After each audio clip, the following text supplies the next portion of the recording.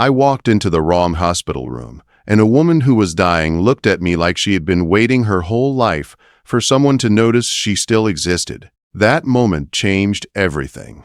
I am not someone who belongs in hospitals. I am a software engineer. I spend my days staring at code, drinking bad coffee, and fixing problems that live on a screen.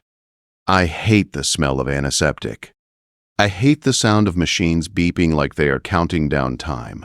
Hospitals always make me feel like something bad is about to happen, even when nothing is wrong. On March 14th, I was rushing through St. Mary's Medical Center in Denver with a bunch of sunflowers in one hand and a stupid balloon in the other that said, "Hip hip hooray." My mom had just had hip replacement surgery, and the nurse told me she was in room 402. I was late. I was stressed. I did not double-check the room number. I pushed the door open without knocking. The woman in the bed was not my mom. She was young, maybe early 30s, but her body looked tired in a way that felt much older. She was painfully thin, like the weight had been taken from her instead of lost. I could see her collarbones clearly under the hospital gown. Tubes ran from her arms to machines I did not recognize. The steady beeping filled the room, slow and lonely. There were no flowers, no cards, no balloons, no photos, nothing that said anyone loved her. She was staring up at the ceiling when I walked in. Her dark brown hair spread across the pillow. Her eyes were a soft gray, the kind of gray you see before it rains. They looked empty, but not in a dull way. They looked tired from hoping too long. I froze in the doorway, holding the flowers like an idiot. She turned her head slowly and looked straight at me. Something shifted. I cannot explain it any better than that. It felt like the air in the room changed, like the universe had leaned forward to watch what would happen next. She smiled at me. It was small and weak and beautiful in a way that hurt my chest. "You must have the wrong room," she said gently. Her voice was quiet but kind. "But thank you for the flowers anyway. Nobody's brought me flowers in a very, very long time."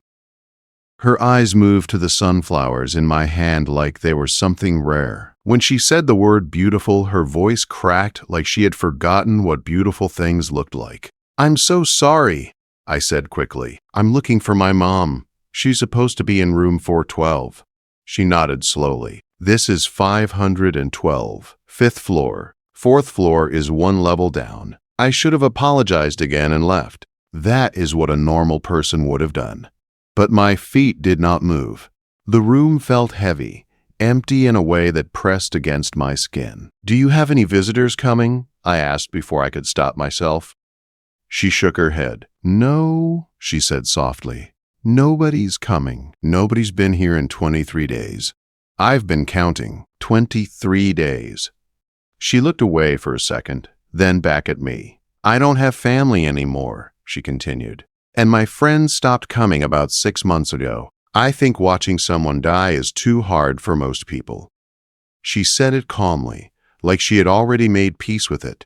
Then she looked at me again and said something that destroyed me. "But it's okay. You should go find your mom. She's lucky to have someone who brings her flowers. Don't ever take that for granted. Promise me you won't."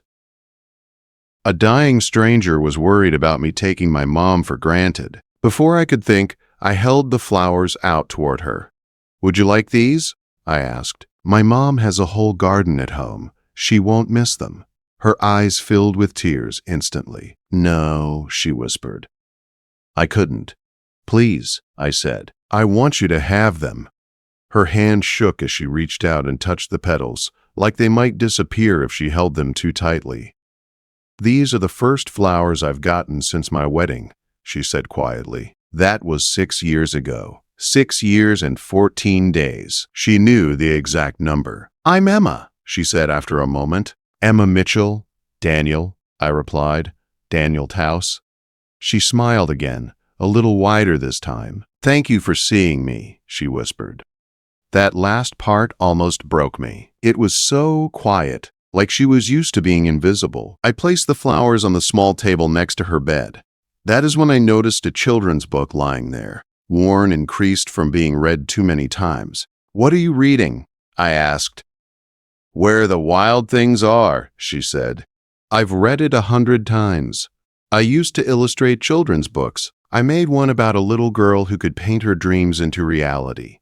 It never got published, but it was my favorite thing I ever created." She looked at the book like it belonged to another life. "This reminds me of when I still believed magic was real," she added. "I told her I hoped she would feel better soon. I told her my mom was waiting. I told her it was nice to meet her, but when I left the room, I knew something was wrong. I found my mom on the 4th floor, exactly where she was supposed to be. She complained about the food and the nurses and asked why I was late. I smiled and joked like everything was normal, but nothing was normal. I could not stop thinking about Emma, about the empty room, about 23 days of nobody. The next day, after work, I found myself back at the hospital, 5th floor, room 512. When I pushed the door open, Emma turned her head and her face changed completely. "Daniel," she said, shocked, "you came back? I thought you might want some company," I replied. She started crying, not loud crying, quiet, broken crying. "Nobody comes back," she said. "Not anymore." I pulled a box of chocolate chip cookies out of my bag and set them on the table. We talked for hours. I learned she loved bad jokes and terrible puns. She could quote The Princess Bride by heart. She had illustrated 12 children's books before she got sick. She always wanted to see the Northern Lights. Her grandmother made the best chocolate chip cookies in the world and died when Emma was 15. Before I left, I told her I would come back tomorrow. And I did, and the next day, and the day after that. On the 4th day, I asked the question that had been sitting between us the whole time. "Emma," I said softly, "what happened? Why are you here alone?" She took a shaky breath and looked at the wall like she needed strength just to speak. What she told me next would change how I saw the world forever, and it would explain why I could never walk away from her. Emma stayed quiet for a long time after I asked that question. The machines kept beeping like they did not care that her whole life was sitting in her chest waiting to spill out. She folded her hands on top of the blanket, fingers thin but steady, like she had told this story many times inside her head, but never out loud. "I was diagnosed with acute lymphoblastic leukemia 3 years ago," she finally said. 2 weeks after my 6th wedding anniversary, her voice did not shake. That scared me more than if it had. "My husband's name was Mark," she continued. "He was a lawyer. We met in college, married young. We had plans. A house, kids, a whole future we talked about like it was guaranteed." She looked at me then, really looked at me, like she needed me to understand this part. "The chemo destroyed me," she said. "I lost my hair. I lost 43 pounds. I was always sick. I could not work anymore. I went from being someone who created things to someone who just survived the day." I felt my jaw tighten. "At first Mark tried," she said. "He came to appointments, held my hand, told me we would get through it. Then he started working late, missing visits, saying he was tired." She swallowed. 6 months into treatment, he came home one night and told me he could not do it anymore. He said he married me, not my cancer. The words hit me like a punch. "He filed for divorce while I was hospitalized with pneumonia," she went on. "He took the house, the car, Our dog. He drained our savings. left me with over $100,000 in medical bills and a note that said he hoped I would understand." I could feel heat rising in my chest. Rage. Pure, uncontrollable rage. My friends started disappearing too. Emma said quietly. Visits became shorter, then stopped. Calls went unanswered. I think I reminded them that bad things happen to good people, and they did not want to see that. She wiped her cheek with the back of her hand. "My parents died when I was 19. I'm an only child. When the cancer came back 6 months ago, I had nowhere to go. I moved into this hospital because I literally had no home left."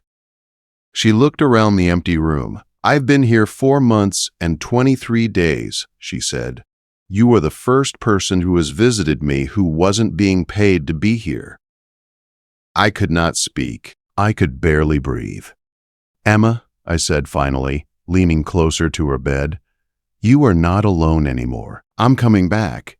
Every day. I promise." She looked at me like she did not believe in promises anymore. "Why would you do that?" she asked. "For someone you barely know?" "Because nobody should die alone," I said. "And you are not dying. Not if I have anything to say about it." Something changed in her eyes then. Fear mixed with hope. Hope scared her more. From that day on, I came every single day after work. I brought books, movies, puzzles, stories. Sometimes I brought nothing and just sat there with her. I learned when she needed to talk and when she needed silence. I learned how to read her breathing, how to tell when she was in pain, how to make her laugh even on the worst days. By the second week, we were watching old movies on my laptop. She fell asleep halfway through Casablanca, her head tilted toward me. I remember looking at her and realizing something terrifying. I was falling in love with her. Week 5, Emma started an experimental treatment. It was brutal. She was nauseous all the time, weak, in pain. I held her hair back when she threw up, brought ice chips, read to her when she could not keep her eyes open. Some nights I slept in the visitor chair because I could not stand the thought of her waking up alone. The nurses started calling me Mr. Mitchell. I did not correct them. One afternoon, her oncologist, Dr. Sarah Williams, pulled me aside. "Are you family?" she asked. "No," I said. "I'm a friend." She raised an eyebrow. "Emma listed you as her emergency contact. You're here more than most spouses I see." She paused, then softened. "The treatment isn't working as well as we hoped," she said. "You should prepare yourself." That night, Emma was asleep when I leaned close and whispered into the quiet room. "Please don't give up," I said. "I need more time. I need years. I need a lifetime." Week 9, something unbelievable happened. Emma's blood work showed improvement. Dr. Williams stared at the results like they were wrong. "I've never seen a response like this," she said. "Whatever you're doing, keep doing it." Emma cried when they told her, not happy crying, scared crying. "I'm afraid to hope," she admitted to me later. "Hope hurts when it gets taken away." "Then let me hope for both of us," I said. Week 12, Emma was moved out of the ICU. She could sit up, walk slowly. Color returned to her cheeks. She looked alive again. One evening, as the sun dipped low outside the window, she looked at me and asked the question I knew was coming. "Why do you come here every day?" she asked. "For someone who was dying?" I took a deep breath. "Because I'm in love with you," I said. "I think I have been since the first day." Her eyes filled instantly. "Daniel," she said, shaking her head, "you can't love me. I'm sick. Even if this works, the cancer could come back.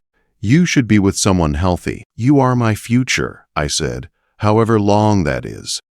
She grabbed my face gently, like I might disappear if she did not hold on. "I love you too," she whispered. "I've been trying not to, but I can't help it."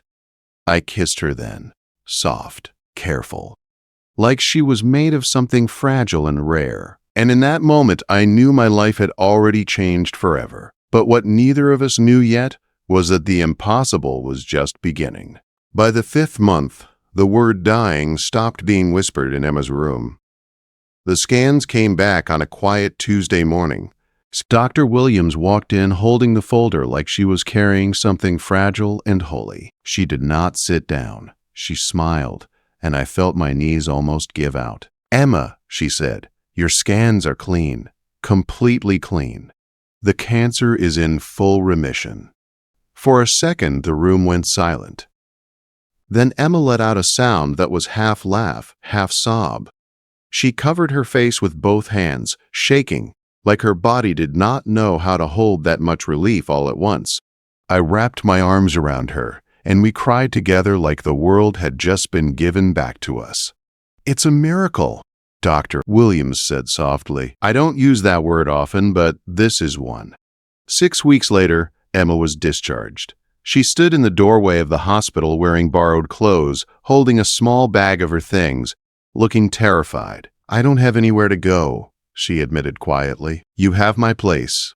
I said without hesitation. As long as you want. She moved into my apartment that same day.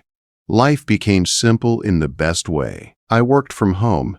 Emma set up a small desk by the window and started drawing again. At first, it was just sketches. Flowers, stars. Little girls with big imaginations. Then one day, she showed me a full illustration and cried because she felt like herself again. We cooked together, burned things, laughed, watched movies curled up on the couch, talked late into the night about everything and nothing. It felt unreal, like we were living inside a second chance. One evening, Emma stood on the balcony and stared at the sky. "I've always wanted to see the northern lights," she said softly. "It was my dream before everything." 2 weeks later, I booked tickets to Alaska. Standing in the snow under the dancing green and purple lights, Emma cried like a child. The world felt infinite. Right there, with the sky alive above us, I dropped to one knee. "Emma Mitchell," I said, my voice shaking. "I walked into the wrong room and found exactly what I didn't know I was looking for. Will you marry me?" She laughed and cried at the same time. "Yes," she said. "Yes." 1,000 times yes. We got married 1 month later. The ceremony was small, held in the chapel at St. Mary's Hospital, the same place where we met, where she almost died, where love had begun in the quiet space between machines and hope. Emma wore a simple white dress. She was still thin, but healthy, glowing, alive.